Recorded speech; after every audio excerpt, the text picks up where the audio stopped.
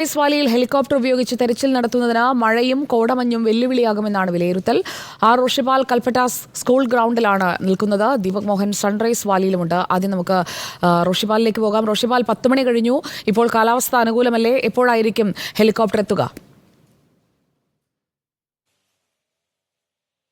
Sujaya, Kalpetta SKMGHS ഗ്രൗണ്ടിലാണ് ഞാൻ. ഇവിടെ തൊട്ടടുത്ത് തന്നെയാണ് ഹെലികോപ്റ്റർ ലാൻഡ് ചെയ്യാനുള്ള സൗകര്യം സജ്ജീകരിച്ചിരിക്കുന്നത്. ഈ മൈതാനിയിൽ 8 മണിക്ക് ഇവിടെ ഹെലികോപ്റ്റർ എത്തുകയും 12 അംഗ കമാൻഡോസ്, അതിൽ 2 ഫോറസ്റ്റ് ഉദ്യോഗസ്ഥന്മാർ ഉൾപ്പെടെ 12 അംഗ സംഘം, അവർ ഇവിടെ നിന്നും സൺറൈസ് വാലിയിലേക്ക് പോവുക. അവിടെ പരിശോധന, അവിടെ റോപ്പ് വഴി വനമേഖലയിലേക്ക് ഇറങ്ങി വളരെ വിശദമായി 6 മണിക്കൂർ തെരച്ചിൽ, അങ്ങനെയാണ് ഈ പദ്ധതി ആസൂത്രണം ചെയ്തത്. പക്ഷേ കാലാവസ്ഥ പ്രതികൂലമായി. നേരത്തെ മഴ പെയ്തു, മേഘാവൃതമായ അന്തരീക്ഷമായിരുന്നു കൽപ്പറ്റ ഈ സ്കൂൾ മൈതാനിക്ക് മുകളിൽ. അതുകൊണ്ട് തന്നെ ഈ ഹെലികോപ്റ്റർ അവിടെ നിന്ന് കോഴിക്കോട് നിന്ന് പുറപ്പെട്ട ഹെലികോപ്റ്റർ തിരിച്ച് കോഴിക്കോടേക്ക് തന്നെ പോയി. ഇപ്പോൾ ഈ കൽപ്പറ്റയിൽ ഏതാണ്ട് ഒരു തെളിഞ്ഞ കാലാവസ്ഥ, കുറച്ച് വെയിലുണ്ട്. പക്ഷേ ഈ മേഖലയിൽ ഇനി അവിടെ ഈ സൺറൈസ് വാലിയിലെ കാലാവസ്ഥ കൂടി വിലയിരുത്തും. അതിനുശേഷമാണ് ഓപ്പറേഷനുമായി മുന്നോട്ട് പോവുക. വളരെ പ്രാധാന്യമുള്ള ഒരു തെരച്ചിലാണ് ഇന്ന് നടക്കുന്നത്. റവന്യൂ മന്ത്രി തന്നെ ഈ കാര്യം വ്യക്തമാക്കിയതാണ്. ഇതിൽ 6 ആർമി കമാൻഡോസും 4 പോലീസിന്റെ സ്പെഷ്യൽ ഓപ്പറേഷൻ ഗ്രൂപ്പിലെ പ്രത്യേക പരിശീലനം ലഭിച്ച കമാൻഡോസ്, 2 ഫോറസ്റ്റ് ഉദ്യോഗസ്ഥന്മാർ, ഇങ്ങനെയുള്ള ഒരു സംഘം. അതിൽ ആദ്യ ഘട്ടത്തിൽ 6 പേർ അങ്ങോട്ട് പോകും. അവരെ ഈ സൺറൈസ് വാലിയിൽ ഡ്രോപ്പ് ചെയ്തതിനു ശേഷം ഹെലികോപ്റ്റർ വീണ്ടും വന്ന് കൽപ്പറ്റയിൽ നിന്നും രണ്ടാമത്തെ സംഘത്തെ 6 പേരെ കൂടി കൊണ്ടുപോകും. അങ്ങനെയാണ് പദ്ധതി ആസൂത്രണം ചെയ്ത്. റോപ്പ് വഴി ഇവർ വനമേഖലയിൽ ഇറങ്ങും. വന്യമൃഗ ശല്യമുള്ള മേഖലയാണ്. നേരത്തെ കടുവ, പുലി, ആന ഉൾപ്പെടെ സാന്നിധ്യം ഫോറസ്റ്റ് സ്ഥിരീകരിച്ച സ്ഥലമാണ്. ഇതുവഴി കാൽനടയായി ആ ഇടത്തേക്ക് എത്തണമെങ്കിൽ 15 കിലോമീറ്ററെങ്കിലും നടക്കണം. അതുകൊണ്ടാണ് ഹെലികോപ്റ്റർ വഴിയുള്ള ഈ നീക്കം, ഹെലികോപ്റ്ററിലൂടെ ഡ്രോപ്പ് ചെയ്ത് അവിടെ തെരച്ചിൽ നടത്തുക എന്ന തീരുമാനത്തിലേക്ക് എത്തിയത്. നേരത്തെ അവിടെ കുടുങ്ങിപ്പോയവരടക്കം നൽകിയ വിവരം കൂടുതൽ മൃതദേഹങ്ങൾ പലയിടങ്ങളിലായുണ്ട്, ദുർഗന്ധമുണ്ട് എന്നാണ്. പക്ഷെ അവിടെ മുഴുവൻ ഈ മീനുകൾ ചത്തൊടുങ്ങിയിട്ടുണ്ട്. നേരത്തെയുള്ള പുഴയുടെ വീതി വളരെ കൂടുതൽ വർദ്ധിച്ചിട്ടുണ്ട്. അവിടെ ഒരു തുരുത്ത് രൂപപ്പെട്ടിട്ടുണ്ട് എന്ന് ഫോറസ്റ്റ് ഉദ്യോഗസ്ഥന്മാർ പറയുന്നു. അതുകൊണ്ട് ദുർഘടമായ, വളരെ അപകടകരമായ ഒരു പരിശോധനയാണ്, സാഹസികമായ പരിശോധന എന്ന് വിശേഷിപ്പിക്കാൻ കഴിയും. ആ തരത്തിലൊരു പരിശോധന. മൃതദേഹങ്ങൾ അവിടെ ഉണ്ടെങ്കിൽ അത് മുഴുവൻ കണ്ടെത്തുക, അത് ബന്ധുക്കൾക്ക് കൈമാറുക എന്ന ഒരു വലിയ ഉത്തരവാദിത്തം ഏറ്റെടുത്താണ് ഈ 12 അംഗ സംഘം ഇന്ന് ഹെലികോപ്റ്ററിൽ ഈ വനമേഖലയിലേക്ക് കടക്കുന്നത്. ഏതായാലും ഈ ഉരുൾപൊട്ടലിന് ശേഷം ഈ മേഖലയിലുള്ള മൃഗങ്ങൾ, വന്യമൃഗങ്ങളൊക്കെ മീൻമുട്ടിയിലേക്ക് കടന്നിട്ടുണ്ടാകാമെന്നും ഫോറസ്റ്റ് ഉദ്യോഗസ്ഥർ പറയുന്നു. ഏതായാലും പരമാവധി ഈ പകൽ വെളിച്ചത്തിൽ മാത്രമായിരിക്കും അവിടെ തെരച്ചിൽ നടക്കുക. മാത്രവുമല്ല, ഇത് ഒരു ദിവസത്തെ തെരച്ചിലല്ല, കൂടുതൽ ദിവസം തെരച്ചിൽ നടത്താനുള്ള തീരുമാനം എടുത്തിട്ടുണ്ട്. അതുകൊണ്ട് ഇന്നത്തെ തെരച്ചിൽ ലഭിക്കുന്ന വിവരങ്ങൾ അനുസരിച്ച് ഇനിയും കൂടുതൽ ആവശ്യമാണെങ്കിൽ തുടർ ദിവസങ്ങളിലും ഹെലികോപ്റ്ററിന്റെ സഹായത്തോടെ ആ മേഖലയിലേക്ക് കമാൻഡോസ് എത്തി അവിടെ വളരെ വിശദമായ തെരച്ചിലിനാണ് തീരുമാനമെടുത്തിരിക്കുന്നത്. ഇവിടെ ADGP law and order MR Ajith കുമാറുണ്ട്. ഒപ്പം SOGയുടെ കമാൻഡന്റ് SP തബോഷ് ബസ്മദാരിയും ഉണ്ട്. ഒപ്പം കേണലുണ്ട്.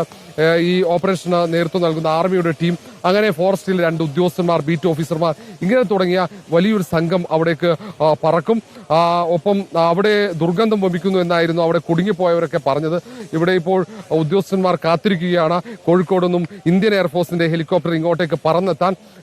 ചെറിയ കാലാവസ്ഥ, മോശമായ കാലാവസ്ഥയൊന്നും ഈ എയർഫോഴ്സിന്റെ ടീമിന് അത്ര ബുദ്ധിമുട്ടല്ല. അവർ അത്തരം മോശമായ കാലാവസ്ഥയിലൊക്കെ ഈ ഹെലികോപ്റ്റർ പറത്തി പ്രത്യേക പരിശീലനം ലഭിച്ചവരാണ്. അതുകൊണ്ട് ഇപ്പോൾ തെളിഞ്ഞ അന്തരീക്ഷമാണ്. ഇനി അവിടേക്ക് കൃത്യമായി ഈ അവിടെ ഇറങ്ങാൻ പറ്റുന്ന സാഹചര്യമാണോ എന്നുകൂടി വിലയിരുത്തുമെന്നാണ് ഇവിടെയുള്ള ഉദ്യോഗസ്ഥന്മാരിൽ നിന്ന് ലഭിക്കുന്നത്. ഇവിടെ ഉള്ള ഇപ്പോൾ SP ആയ തബോഷ് ബസ്മദാരിയാണ് ഇപ്പോൾ ആർമി ടീമുമായി, എയർഫോഴ്സ് ടീമുമായി ആശയവിനിമയം നടത്തുന്നത്. ഒരുപക്ഷെ നമുക്ക് അദ്ദേഹം ഏറ്റവും ഒടുവിലുള്ള ഈ അപ്ഡേഷൻ എന്താണെന്ന് നമുക്ക് അദ്ദേഹവുമായി സംസാരിക്കാൻ പറ്റുമോ എന്ന് ശ്രമിച്ചു നോക്കാം സുജയ. കാരണം ഇത് ഏറ്റവും പ്രധാനപ്പെട്ട ഒരു ഓപ്പറേഷൻ കൂടിയാണ്. ഈ SOGയുടെ കമാൻഡന്റ് കൂടിയായ SP തബോഷ് ബസ്മദാരിയോ, നമുക്ക് കൂടുതൽ അപ്ഡേഷൻ വരുന്നുണ്ടോ? ഇപ്പോൾ അവിടെ നിന്ന് ടേക്ക് ഓഫ് ചെയ്യാൻ വേണ്ടി വീണ്ടും ശ്രമിക്കുകയാണ്. ഇപ്പോൾ ഈ മേഖലയിൽ കുറച്ച് ക്ലൗഡ്സ് ഉണ്ടായതുകൊണ്ട്, പിന്നെ ചൂരൽമല ഏരിയയിൽ കുറച്ച് ക്ലൗഡ്സ് ഉണ്ടായതുകൊണ്ട് കുറച്ച് ഡിലേ വരുന്നുണ്ട്. അത് നോക്കിയിട്ട് നമുക്ക് ചെയ്യിക്കാം. ഇപ്പോൾ കുറച്ചുകൂടി അനുകൂലമാണ് കാലാവസ്ഥ. ഇപ്പോൾ കുറച്ചുകൂടി അനുകൂലമായിട്ടുണ്ട്. പക്ഷേ സ്റ്റിൽ പെട്ടെന്ന് നമുക്ക് ഇത് തീരുമാനം എടുക്കാൻ പറ്റില്ല. ബിക്കോസ് ഈ ക്ലൗഡ് മൂവിംഗ് ക്ലൗഡാണ്. അത് നോക്കിയിട്ട് പൈലറ്റ് ഇത് പെട്ടെന്ന് ചെയ്യാൻ വേണ്ടി നോക്കുകയാണ്. എയർഫോഴ്സിന്റെ ഹെലികോപ്റ്റർ ആണെന്ന് തോന്നുന്നു പറഞ്ഞത്. എയർഫോഴ്സ് തന്നെ ആയിരിക്കും. ക്യാപ്റ്റനിൻ്റെ കൂടെ നമ്മൾ ക്യാപ്റ്റൻ സംസാരിച്ചിട്ടുണ്ട് പൈലറ്റിൻ്റെ കൂടെ, അങ്ങനെയാണ് അപ്ഡേറ്റ് കൊടുത്തത്. നമ്മുടെ SOGയുടെ ഇത്തരത്തിൽ പരിശീലനം ഇങ്ങനെ ഇറങ്ങാൻ പറ്റുന്ന രീതിയിൽ പരിശീലനം ലഭിച്ച കമാൻഡോസ് ആണ് അവിടേക്ക് പോകുന്നത്. അതെ, അവർക്ക് എല്ലാ പരിശീലനവും ട്രെയിനിങ്ങും ഒക്കെ ചെയ്യുന്നവരാണ്. കമാൻഡോ ട്രെയിനിങ് ഇതുപോലെ ഹെലി ലാൻഡിംഗ് ഒക്കെ ചെയ്യുന്നവരാണ്. സോ അതനുസരിച്ച് നമുക്ക് ഡീറ്റെയിൽ ചെയ്തിട്ടുണ്ട്. Okay, thank you.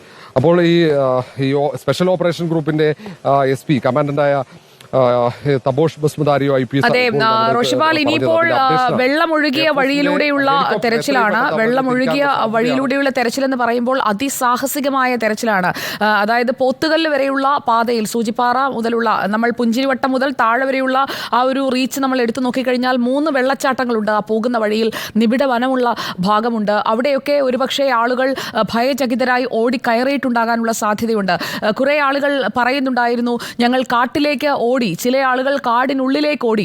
ആ കാടിനുള്ളിലേക്ക് ഓടിയ മനുഷ്യർ ഒരുപക്ഷെ കാടിനുള്ളിലുണ്ടാകാം. വന്യമൃഗങ്ങളുടെ ശല്യമുള്ള ഇടമാണ്. അപ്പോൾ ഈ കാണാതായ ആളുകളിൽ കുറേ പേരെങ്കിലും ഈ കാട്ടിൽ പെട്ടുപോയിട്ടുണ്ടാകാം. അങ്ങനെയൊരു കാഴ്ചപ്പാടോടുകൂടിയുള്ള ഒരു തെരച്ചിലാണോ ഇന്നിപ്പോൾ ആസൂത്രണം ചെയ്തിരിക്കുന്നത്? എന്താണ് ഇക്കാര്യത്തെക്കുറിച്ച് ADGP വിശദമാക്കിയത്? സുജയ, ഇന്നലെ ചേർന്ന മന്ത്രിതല ഉപസമിതിയും ഇവിടെ തെരച്ചിലിന് നേതൃത്വം നൽകുന്ന പ്രധാനപ്പെട്ട ഉദ്യോഗസ്ഥന്മാരുമാണ് ഇങ്ങനെ ഒരു തെരച്ചിൽ ആസൂത്രണം ചെയ്തത്.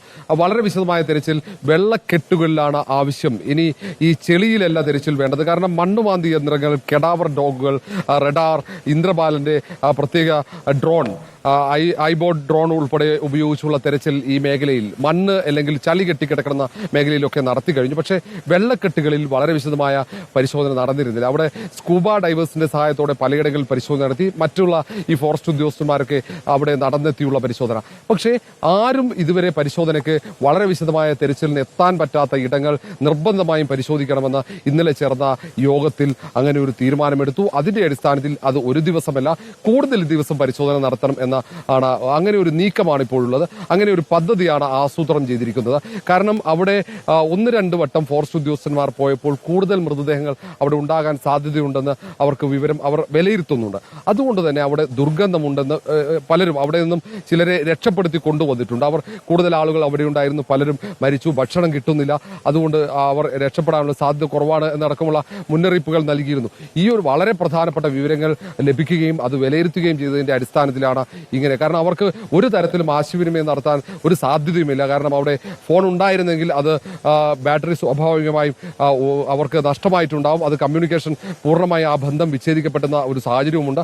അതുകൊണ്ട് അവിടെ ഒരു വിശദമായ തെരച്ചിൽ അനിവാര്യമാണ്. വന്യമൃഗ ശല്യമുള്ള മേഖലയാണ്. അതുകൊണ്ട് ഫോറസ്റ്റ് ഉദ്യോഗസ്ഥരുടെ സഹായത്തോടെ അവരുടെ സാന്നിധ്യത്തിൽ പ്രത്യേക പരിശീലനം ലഭിച്ച കമാൻഡോസ് മാത്രമാണ് അവിടേക്ക് പോവുക. അത് 10 പേരാണ്. അതിൽ 12 പേരുള്ള സംഘത്തിൽ 2 പേർ ഫോറസ്റ്റിലെ ബീറ്റ് ഓഫീസർമാരാണ്. ആ പ്രദേശത്തിന്റെ ആ വനമേഖലയുടെ ഭൂമിശാസ്ത്രം കൃത്യമായി അറിയുന്ന, വന്യമൃഗങ്ങൾ എവിടെയാണ് വെള്ളം കുടിക്കാൻ. തീർച്ചയായും റോഷിപാൽ വളരെ പ്രധാനപ്പെട്ട വിവരങ്ങളാണ് പങ്കുവച്ചുകൊണ്ടിരിക്കുന്നത്. നമുക്ക് ആ സൺറൈസ്